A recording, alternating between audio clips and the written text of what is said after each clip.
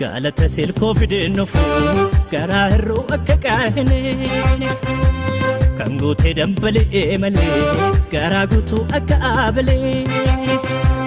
gaara koosa dheeraa sanarraa si qofa moosisaa urgooftuu sagatii jabeessaan sifan buqqisaa isa filatamaa fangafaa kan kee yaraa miti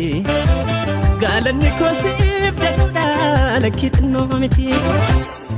mootii fayyinaa galatoomii galatoomii mootii fayyinaa galatoomii galatoomii mootii fayyinaa galatoomii galatoomii mootii fayyinaa galatoomii galatoomii siifide qooqa bareedaa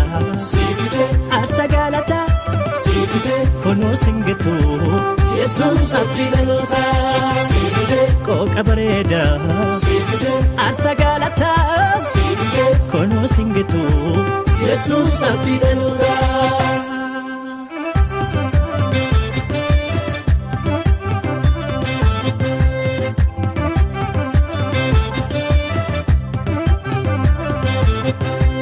waan hundaa keessaa kan naa dhibu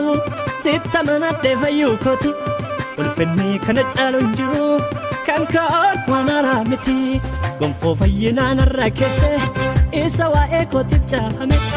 yesuus koo ergan kan kee ta'e baraa koo taareeffame sodaa diinaa jala baheera lagaa du'aa sana ceera biyyi lafaa ofii magaalaa sana keessaa jiru caala sodaa diinaa jala baheera lagaa du'aa sana ceera biyyi lafaa ofii magaalaa sana keessaa jiru caala sana keessaa jiru caala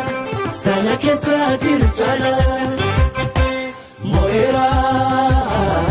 mo'eera ansi wajjin mo'eera mo'eera mo'eera mana keetti galeera ulfaadhu ulfaadhu yesuus koo naaf ulfaadhu asako